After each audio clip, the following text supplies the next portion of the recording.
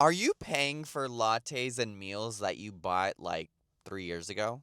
Now, let's get into it, and I'm going to explain to you what I mean by that by using credit cards and not paying them off. Let's say you spend $20 on a meal and you spend another $10 on a latte every single day for 30 days. That's 1 month. Let's say that you get paid on a monthly basis. And let's also just say that you're going to get paid $2,000 every month and $1,100 goes towards your other expenses. So overall, you owe $2,000 every month and you're living paycheck to paycheck, spending $900 a month on going out to eat and another $1,100 on other bills. That's $2,000. Well, say you're going about your day and you're like, oh my gosh, I need to get my friend a present for X, Y, and Z. And you spend like $100, $200 on this gift. Well, you still continue that habit of spending $900 and $1,100 on your other bills.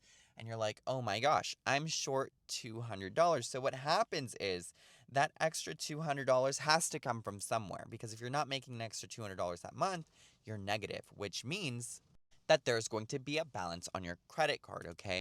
And you're like, okay, well, I'm going to eat less this month and I'm going to try to pay off my credit card, but you don't. You're so used to buying a latte and a meal every single day that you forget about that credit card expense.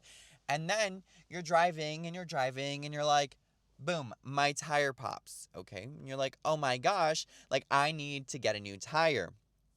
So you get a new tire, you spend $400. You're not making any more money and you're continuing to spend what you're spending. Well, the $400, well, that is sitting in your credit card balance because the money has to come from somewhere, like mentioned before. So now you have $600 in credit card debt and it sits there.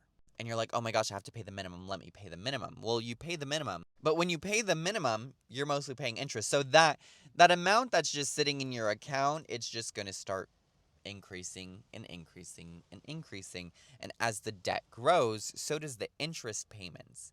And you get screwed.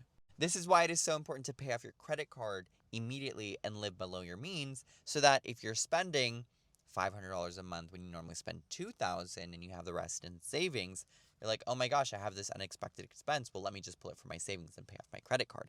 But most people don't do that. And this cycle continues for months and months and months and years and years and years. And you're going to still have those old lattes and your old meals or your tire expense that you had or whatever expenses, they just sit on your credit card and you're never able to pay off the debt because you're just living above your means.